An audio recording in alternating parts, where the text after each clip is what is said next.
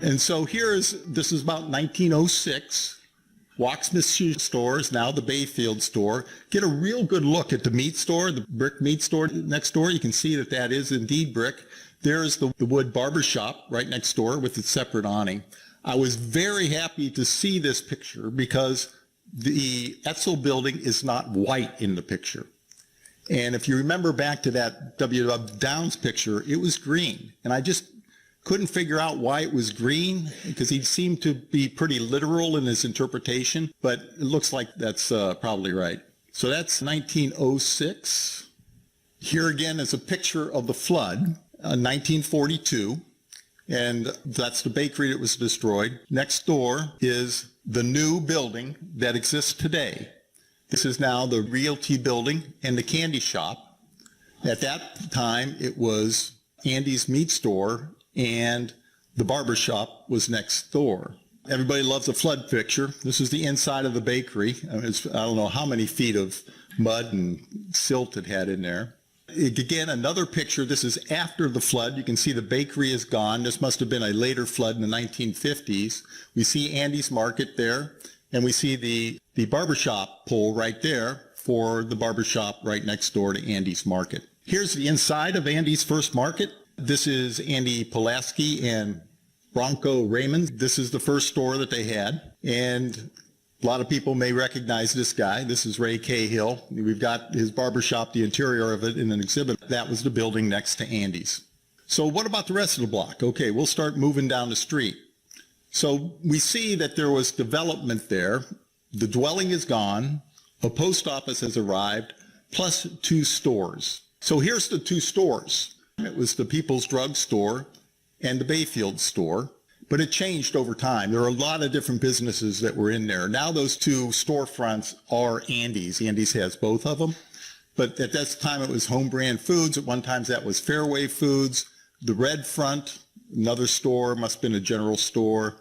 And then here we've got Lee's Shoes. And next to Lee's Shoes is, I believe it was Fairway Foods at that time, though we can't see it. And over there, we get a little look at the post office. That was the second post office on Rittenhouse Avenue. We'll get to the first one in a little bit. Now, the postmaster, Donald Chape, left a lot of interesting information about the post office, so we have some things to share. This photo, when I took a look at it, I knew the caption of it would be, "Man standing by post office after finishing Magic Act."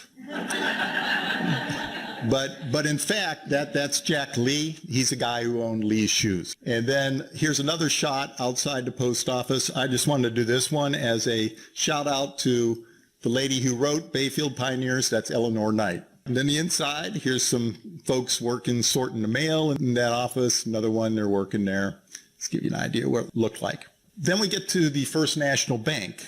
It was built by R.D. Pike in 1905. He actually started the Lumberman's Bank in 1890. And over a period of time, the Lumberman's Bank was taken over, and a guy named Lon Wilkinson was its first president. And he's an interesting guy. You know, a lot of people now were self-made men, but this guy was someone who really believed in self-education. He started working at a young age as a handyman at the lumber yards. Then he became an assistant bookkeeper for Pike. He did a lot of study in banking, taxing, transportation, became town treasurer, county treasurer, state senator, and was the president of the bank.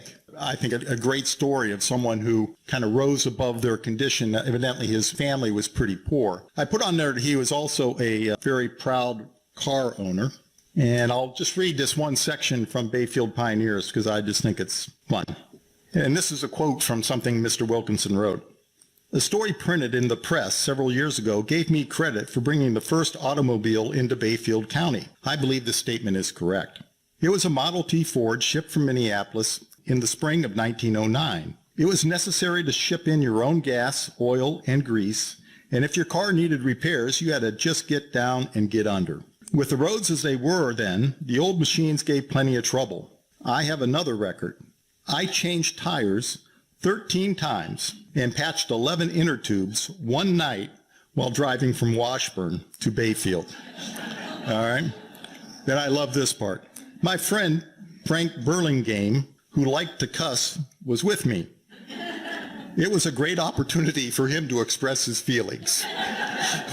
So he was a proud owner of cars. But the thing that drew me to A.H. Wilkinson was a little story that Eleanor Knight told about him. And I think this story kind of capsulizes the pride a lot of people had in this town and about what they had done to create it. She writes, "The late A.H. Wilkinson had a fine collection of pictures of the early Bayfield settlers. When I looked at them," he said, "don't you notice anything special about these people?" When I looked, I said I did not. He explained, "Not one of them looks afraid. There isn't a scared-looking one in the bunch." And I think that's a pretty cool statement, because these folks, they were doing it on their own. All right, so that's A.H. Wilkinson. So here's a picture of the bank 1912. You got a little dog team there taking you through town. I love this car because people always complain about how much advertising there's done on sports figures today and whatnot.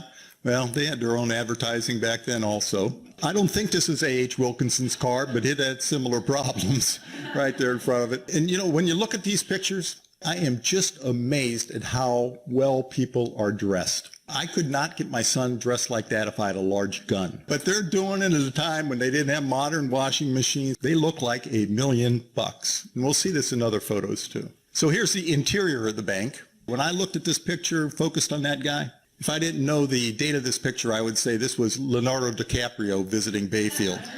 He's pretty cool back there with his shades. Then here it is after the 1942 flood.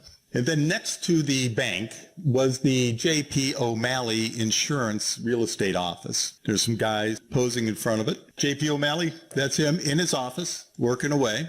And then it became the Bayfield Bank for a period of time. They switched the clock there and sign. But I seem to remember they brought the old clock back. I don't think it's up now, but that's what it looked like in 1975. So that's our tour through the Etzel block.